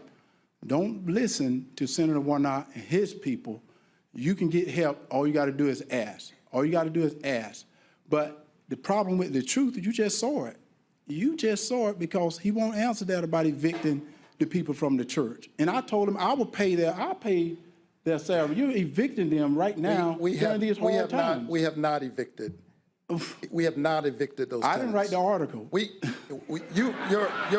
write the article. And most of the people out there still my time. I'm okay with the discussion. If we start talking over each other, we have to move forward. We have not evicted the tenants. I can speak, Senator. And he should take that money and pay it back to the veterans that he exploited while pretending to run a not-for-profit. See, you can tell that he's not desperate. because if he had read in that thing, he would have saw that I had nothing to do with that. But he is so desperate right now, and he really wants that seat. He's now telling you, I didn't evict anyone. It is written in the paper. I didn't do this. Well, Senator, you did. And it's okay to speak the truth. Do not bear false witness, Senator. Do not bear false witness. Mr. Walker, to keep this moving, I want to follow up with you. You have been very open on your, Senator Warnock, we need to move forward here. You have been very open about your struggles with mental illness, and you even wrote a book about your diagnosis of dissociative identity disorder. We recently asked if you were still receiving treatment, and this is what you had to say. No, that's all done, and you don't need to, and that's why I tell people. I think one thing I told people is I've been open about it, and I was open about it, 14 years ago. Mr. Walker, in 30 seconds, can you clarify this? Are you saying you no longer have dissociative identity disorder, or is this something that you continue to this day to manage? No, you don't have to have treatment for it. And I encourage people to continue to talk to people. I talk to my pastors. And I continue to get help if I need help. But I don't need any help. I'm doing well. But that's the reason why I tell anyone out there that is suffering from any type of mental illness, you can get help. All you got to do is ask. And I will always, always be a champion for mental health. And just to clarify, how can Georgia voters, though, be assured that this will not impact your ability to lead if elected? Because I'm ready to lead today. I'm ready to vote with the Georgia voters, whereas Senator Warnock has voted with Joe Biden 96% of the time. I'm ready to vote with the Georgia voters today. Thank you, gentlemen. We'll move on to our next topic. Tina? And that topic, gentlemen, is health insurance. Georgia is one of 12 states that have not accepted federal funding to expand Medicaid under affordable. Georgia, there's no way in hell y'all could even remotely think about voting for that fool Herschel Walker.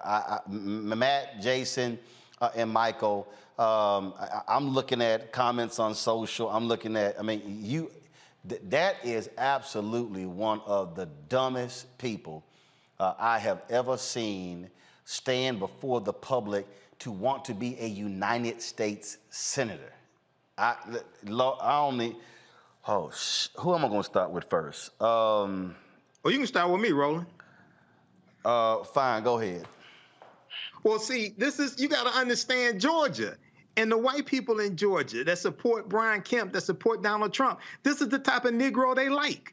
Dana Loesch, how do you pronounce her name? Lash. She said, Dana Lash said she doesn't care basically what he did. He could abort baby eagles or what have you. This is about raw naked power. This is what these white supremacists want. They want a dumb Negro who they can tell what to do, and he'll go vote the way that they want. They want to take back control of the Senate. They want to take back control of the House, shut all this stuff down, all these policies that have been beneficial to African Americans, and they want to stop any more of Biden's nominations to the U.S. Supreme Court, as well as the federal bench. This is about raw naked power. They don't care how dumb the Negro is, as long as he does what they tell him to do. That's what they want. Matt? I think Michael's 100% right, but this is exactly why people have to not only go out and vote, they have to understand the issues and understand who they're voting for. What's so terrifying about this is there are going to be a lot of people who are going to see Herschel Walker and they're going to vote because they remember his football glory days. He's obviously not competent, and to me, to be a senator, and this is a question of basic competence, but that's exactly the fear, and I think Michael's right. What we're seeing is them beating this drum. If you notice in most of his answers, all he did was try to link Pastor Warnock to Joe Biden, right? And that's what we're seeing around the country. It's just the same messaging that you can't trust Democrats, you can't just trust Joe Biden. And I understand that Herschel Walker's children, or at least one of his children, came out and said that he hasn't been honest about his past and a number of different things. So this is troubling. It's troubling that he has even any kind of momentum, and I'm hoping that the voters in Georgia do the right thing. Jason, at the end of the day, turn out. If more folk who like Walker turn out, Warnock loses. And again, the other issue is this here. There's a third candidate who's running, and so right now the polls are showing Warnock 46-43. This is actually looking like it's headed to a runoff. So we might have a repeat of 2020. I think this is going to be a really tight race. Herschel Walker is not the smartest guy in the world. I still think he and Tommy Tuberville would have a close one in an IQ contest. But I would say that Herschel Walker here, the thing that I'm most afraid of is the way that they talked about character, glossed over Herschel Walker, the things that Herschel Walker has done. He put a gun to a woman's head, and nobody talked about that. He actually did say, I want to, to shoot out with the police, in a domestic violence situation, but the police redacted it because he's a football hero.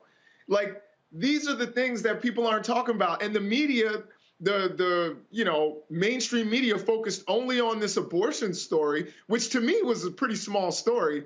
And I know it showed his hypocrisy, but putting a gun to a woman's head is a bigger story. The fact that he has a history of domestic violence, the fact that he has 4 children and didn't raise any of them. You know what I mean? And he says he talks to his pastors. What are they talking about? That's my question. What are you talking to your pastors about if you have 4 kids by 4 different women and didn't raise any of them, weren't there for any of them, to the point where your super right-wing son comes out against you and says that you're a fraud? It frustrated me. I think that they went in harder on Warnock's, situation with his ex-wife, which to me, and be mad at me if you want, that sounds like a lot of divorces I've heard. It doesn't sound like he put a gun to anybody's head or did something violent. And, when you leave town, you leave your kids with a babysitter. That makes sense. But they focused more on that than they focused on all of the things that are called into question with Herschel Walker's character. And that's what terrifies me about this race, is how it's being covered, how they did not go after him or hold him accountable. Even when they showed that clip, they didn't hold him accountable for saying, oh, no, I'm cured. He sounds like Kanye West. And I think it's ridiculous. You're absolutely right. And that was the thing, Matt, as I watched that, it was a horrible question. And they should have said, no, it was so like, yeah, you had some issues in the past with your wife. No, it should have been, your ex-wife said you put a gun to her head. I mean, they should have walked through that and had him answer that.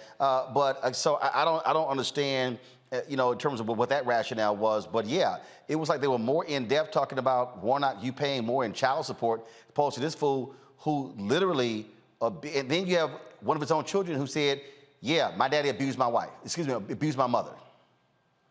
Yeah, absolutely. I mean, I think Jason hit the nail on the head with everything he said. I mean, the fact that the media is glossing over that and that was glossed over in those questions, and that just like Tommy Tuberville, that there's being any credence being given to Herschel Walker when he's not a serious candidate for, the United States Senate is terrifying. And it's terrifying that the race is as close as it is. I mean, his support should be in the teens. Somebody recently wrote about how, I can't think of his name, but he recently wrote about how celebrities don't need to become politicians, and how when we glorify celebrities, sometimes we empower them to do things they are not qualified to do.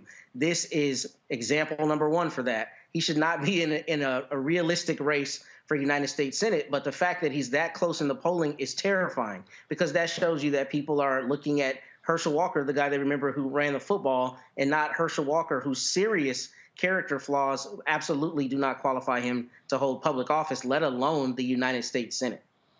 Absolutely. Folks, a couple other stories here. Former Louisville Metro police officer has pled guilty to roughing up protesters in 2020. Katie Cruz admitted in federal court to violating an individual's right by using excessive force during the Breonna Taylor protest. Cruz's actions led to escalations in clashes between officers and protesters, causing the death of West End barbecue owner David McAtee. She confessed to shooting an individual with a pepper ball while that individual was standing on private property, not posing a threat. Cruz pleaded guilty to 1 misdemeanor count of using unreasonable force. She's facing up to a year in prison and a fine up to $10,000. Folks, in California, Justice Department defines the Orange County DA's office and the Sheriff's Department with violating the civil rights when using jailhouse informants. The DOJ's investigation focused on custodial informant activity from 2007 through 2016 and discovered the custodial informant program systematically violated criminal defendants' Sixth Amendment rights right to counsel and 14th Amendment right to due process of law. It was found that prosecutors and sheriff deputies violated the 6th Amendment by using jailhouse informants to get incriminating statements from people who had been arrested after those individuals had been charged with a crime.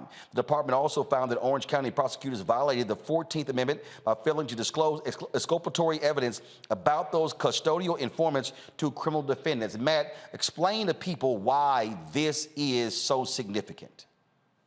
Well, when I read this story, I was really, really glad to see that Kristen Clark and the Justice Department have done this work, because a lot of times people use jailhouse informants in prosecutions. But what is especially insidious in this case is that they use them to elicit statements. What normally happens is jailhouse informants will contact the authorities and say, I have information. They planted informants, and they had those informants go try to get information. And I actually think they also violated the 5th Amendment, which, you know, protects you against self-incrimination. So what they did is they had jailhouse informants go ask people about their cases to try to get incriminating statements. The 6th Amendment under the Constitution gives you a right to a lawyer. So when they're saying it's impinging on the right to counsel, it's saying that you don't have a right to a lawyer like you normally would to help you either decide to make a statement, not make a statement, or how you want to frame that statement. Because here they're in custody, they're in prison or in jail, and at that time, you know, when they're making a statement, they don't have their lawyer there to advise them. And then as it relates to the 14th Amendment, that goes to due process, which basically means if you're going to go through a system or through a process and a prosecution, you're entitled to that system and that process being fair. So here, if you don't give exculpatory evidence, which is evidence that shows you're either not guilty, or mitigating evidence that shows you're not as guilty as you're being accused of, then that divests you of the opportunity to have a true due process that you go through. So when I read this, I mean, this is one of the best stories that you've had on about DOJ, because this is really getting at the meat of injustice. A lot of times jailhouse informants do and say things that are obviously just in their self-interest, but this is especially heinous because this is law enforcement directly stepping on people's constitutional rights by using jailhouse informants that they plant to try to get statements. So this is really incredible work, and I'm glad to see that they've done it. I keep saying repeatedly, Michael, this is elections matter, and I'm going to keep gassing up Kristen Clark and the Civil Rights Division because they are doing consistent, great work. Absolutely. And, you know, once again, a lot of this is in the tradition of why the Department of Justice was created during Reconstruction in 1870. Okay, it was created to enforce the new rights of the newly freed slaves of African Americans, and they were cracking down on the Ku Klux Klan. You had the 1871 Ku Klux Klan Act as well. We saw a number of Klansmen prosecuted behind that. So this is good work, but this is an example, once again, as you said, Roland, how elections have consequences. Now you compare this to the Donald Trump Department of Justice. Okay, they were against holding police officers accountable. One of the first things that Jefferson Beauregard Sessions III did when he became Trump's first attorney general was back off of prosecuting police officers, and they reinstated they reversed the policy from 2013 from Attorney General Eric Holder, which backed off of charging low-level nonviolent drug offenders with the harshest sentence. They backed off of that, and they backed off of holding police officers accountable as well, because he said it would depress the morale of police officers. So we see a total 180 in the way this Department of Justice under Merrick Garland is operating and the ones under the Trump administration. Jason.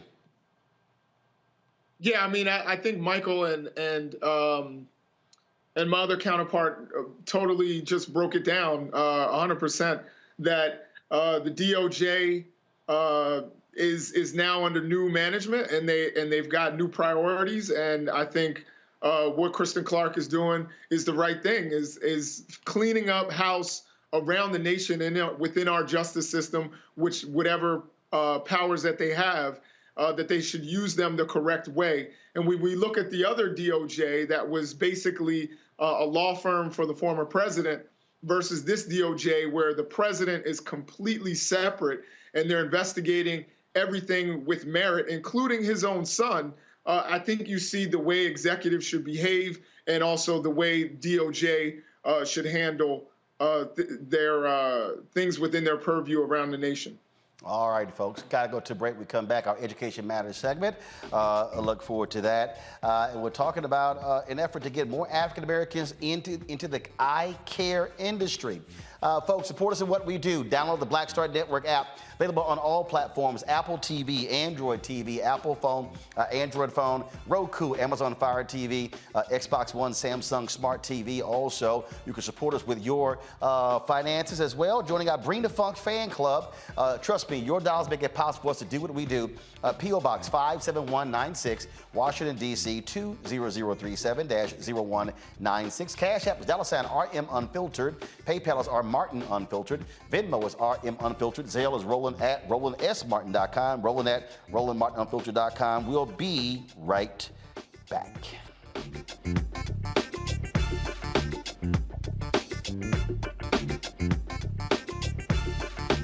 When we invest in ourselves, we all shine. Together, we are Black beyond measure. We're all impacted by the culture, whether we know it or not. From politics to music and entertainment, it's a huge part of our lives, and we're going to talk about it every day right here on The Culture with me, Faraji Muhammad, only on the Black Star Network.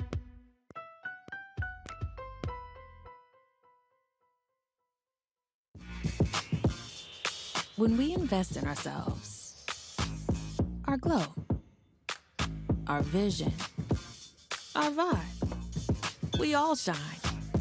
Together, we are Black beyond measure.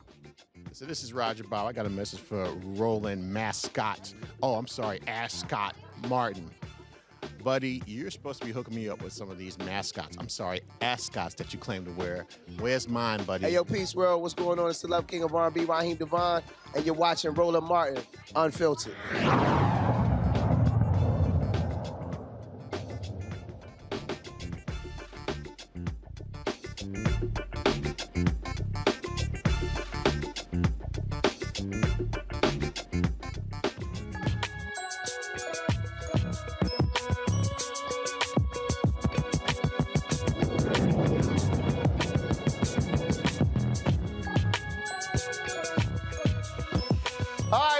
Did you know that only 1.8% of practicing optometrists, that the folk who deal with your eyes, are African American?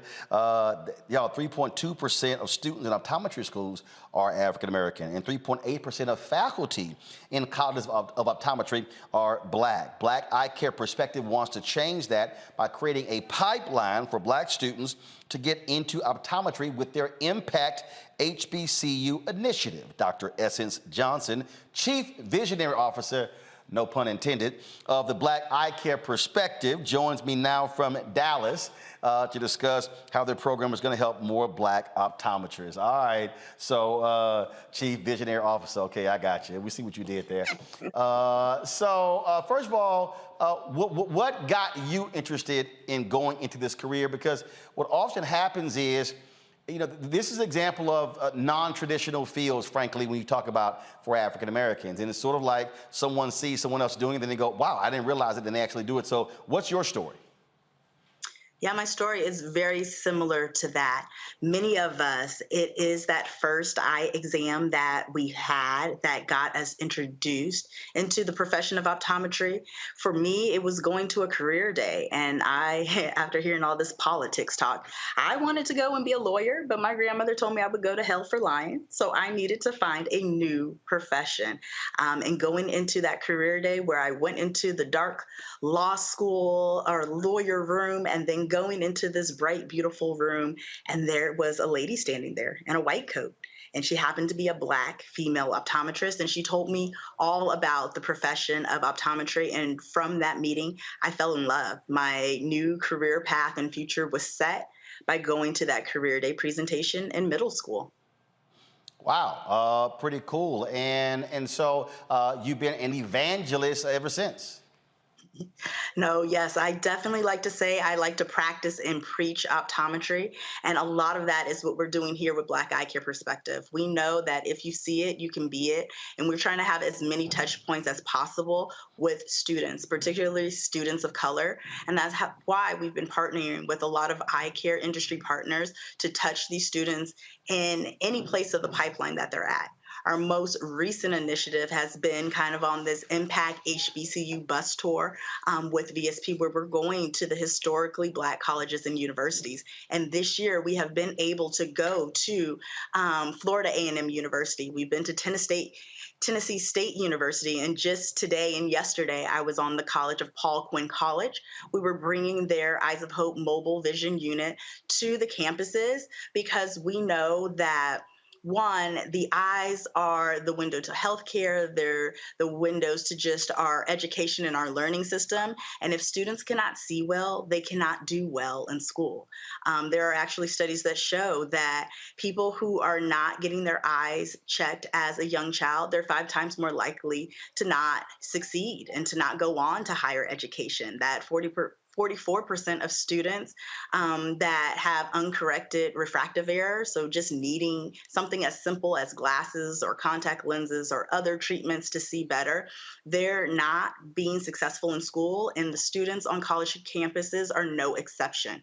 So that is why we have done these bus tours, and we're bringing the clinic to these campuses so that they're able to have affordable and accessible eye care, but also with the hopes too that if they see a Black doctor of optometry, one, they won't be 30, 40, 50, 60, even 100 years old, waiting to have their first eye exam and waiting to see their first Black doctor. But we are right there with them, and we're able to have those conversations about the career paths and opportunities that exist in the eye care industry as a whole. Wow, good, very strong there. Let's go to our panelists. They've got questions. Let's see here. Matt, go ahead. Since you're there in Texas, Matt. Yeah, so my question is twofold. The first is for any student at an HBCU who's interested in doing optometry, what classes do you suggest they take, or what major would you suggest? And then the second question is there actually any subsidy for their study, or is there like a financial element to help students who sign the 13% promise to actually go on to optometry school? Well, yes. So a majority of students that are pursuing careers in optometry, they're biology majors, but honestly, you can be any major from any background.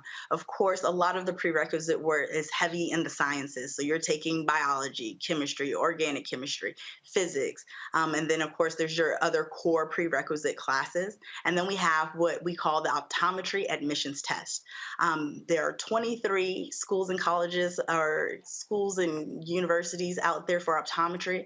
And some of them are even OAT optional. So if you have a high enough grade in GPA, you don't even have to take the optometry's admissions test, or if they have geared it around if you are interested in maybe other areas of healthcare. So you took that MCAT, you took the DAT, you took the pharmacy test or the GRE. You can also use those to apply to optometry school. Then with Black Eye Care Perspective, we've created this virtual pre-optometry club. So some campuses, they're able to have a pre-optometry professional society or a pre-health club, but we made one that is virtual. So even if you have those clubs on campus, you can join us virtually on the 13th of every month and be with a community of students and doctors and other professionals that want to see you succeed and survive in this profession and in this journey, even after you get into school, you get through school, you graduate.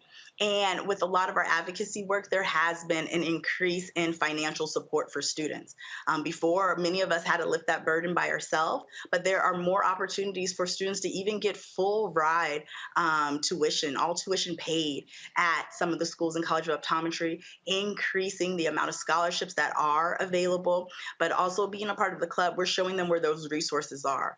Oftentimes, as a pre-optometry student, we discount ourselves as becoming incoming graduate school students, and a lot of those scholarships or grants that are geared to graduate students can also apply to those students that are applying to optometry as well. And then we reward our students that are in our pre-optometry club by having them apply for a matriculation grant. We also want to celebrate them in the spring of every year with our signing day. So just like in sports, they have that opportunity to announce what school or college that they're going to in the fall. All right, then. Michael. All right, Dr. Essence Johnson, thanks for coming on and sharing this information. And, thank God for optometrists, because I've been wearing glasses since kindergarten. So can you talk about... Damn, you've been blind since kindergarten? Damn! You came out the womb with some jacked up eyes. Don't let them do Hey, you I like have a that. third eye though also to make up for it. I have a third eye to make up for it. No, you need to focus on them too. Go ahead with your question. All right, Dr. Essence Johnson, can you talk about some of the career opportunities being an optometrist and like what the demand is going to be like for the next 10 years, earning potential? And also, if you could quickly talk about the difference between an optometrist and an optician as well. Oh yeah, we can definitely do that. There's actually 3 O's in or in the eye care industry. So you have someone who's a doctor of optometry like myself. I went to undergrad, and then I went to optometry school, which is a 4-year program. And then you have that option to do a residency in your choice of specialty. My particular specialty is ocular disease. So I spent an additional year after studying doing that. You also have ophthalmology. So those are students that went to undergrad as well, and then they applied to med school. And then they went through their med school program, which is often 4 years, and then they matriculated into the chosen field or specialty of ophthalmology. And then that is divided out into many other subspecialties. So you can do general, you can do cataracts, you can do retina. There's just a lot of different options in ophthalmology. And then there are opticians. Opticians are our greatest support system. They can work in conjunction with optometrists or ophthalmologists. They can also work kind of individually. And many of them are working with the different facets of eyewear, in the dispensing, in the fitting, in the helping with the styling, the fashion pieces of it. So a lot of times, and most of the times, we're all working in conjunction with one another, in collaboration with opticians, optometrists, ophthalmologists, but also in collaboration and conjunction with all the other healthcare specialties as well. And then when we want to talk about just earning potential, they say the profession is saturated. I will say it is not. As an optometrist, you can practice in many different fields. Before, it was just private practice, but someone like myself, I practice in a hospital setting, in a community health. I also go to the jail. So the options are going to be kind of limitless, and there's also more options and opportunities for people who are entering the profession. So whether you're interested in younger people, children, older people, disease, specialty contact lenses, whether you want to be in a more organized organization, or if you want to go into private practice, there's a lot of opportunities that are out there and that are being created.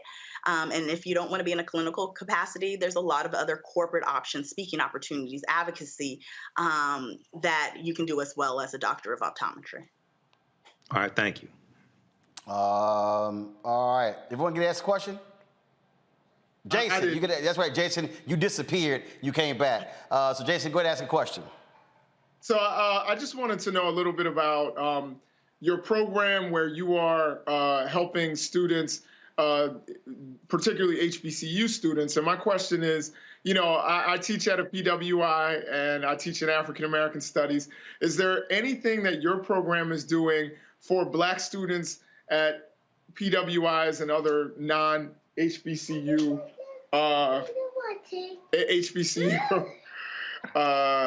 settings? Sorry about that. Jason, this ain't hard, Jason. Just pick her up, sit her on your lap, calm her down, ask your question. See, you trying to sit here and push away. That's all you got to do. See, look, I got 6 nieces. That's how you do it. Now go ahead. Right. So I guess my question was, is there anything that your program does for students at PWIs, Black students at PWIs, to get them into optometry? So this is why we are hosting our Impact HBCU event. It's going to happen on this coming Tuesday, October 18th at 7:30 p.m. And this is our way to virtually touch everyone. We say Impact HBCU because we know about 40% of doctors that identify as Black come from those schools, but the other 60% are coming from PWIs. So we wanted to have an event where it touches everyone, where they are being introduced to Black doctors of optometry. And this year, we're going to highlight Dr. Janelle Davison out of Atlanta, Georgia, and Dr. Devin Sasser out of Maryland. And then we highlight the work that we're doing with our industry partners and with schools. This year is going to be the University of Pikeville, Kentucky College of Optometry. So I definitely encourage your students, all the students, everyone, everywhere, regardless if they go to an HBCU or not, to register on our website, blackeyecareperspective.com. sign up for the virtual event. Even if you're not up or you're able to attend, it's virtual. So that means it's going to be available for replay so that they can interact in the chat, get connected with the schools and colleges of optometry, get connected with other students or other alumni, other doctors that may have graduated from their school, and learn more about the profession of optometry, but also just learn more about the importance, especially us as Black individuals, as individuals of color, of getting a yearly eye exam that can truly not only improve your sight, but save your life. Thank you. Thank you so much. All right, then. Well, look, I certainly appreciate it. Thanks a lot. Again, give the website again for people who missed it, who want to get more information. Yeah, get more information about Impact HBCU, about joining our pre-optometry club. We even have a Black eye doctor locator. If you have not had your eyes examined this year, you can go to www.blackeyecareperspective.com. That's www.blackeyecareperspective.com. All right, then. Dr. Estes Johnson, thanks a lot. All right, that is it for us. I appreciate it. Matt, Jason, and Michael, thank you so very much for joining us on the panel. I appreciate it. Shout out, I don't have his number. How old is Anthony today? Anthony Hampton, who works for the show. Anthony is 35 today. He acts like he's 53. But he moves like he's 53. Anthony moves a little slow. Y'all know I ain't lying. Y'all know I ain't lying. I mean, he moves slower than Henry. No, I don't think he moved that slow. Here's his birthday, and so want to shout out Anthony. We got a picture of Anthony or something? Anyway, we'll show y'all on Monday. So here's his birthday. And Henry, ain't your birthday coming up soon? Well, your 65th is when? Oh, you're not going to take a shot at the control room right now? What's up? You don't want to show the control room now? See, that's what happened, y'all, when you take a shot at the director. He don't want to take a shot of himself. So Henry's birthday is coming up soon, too.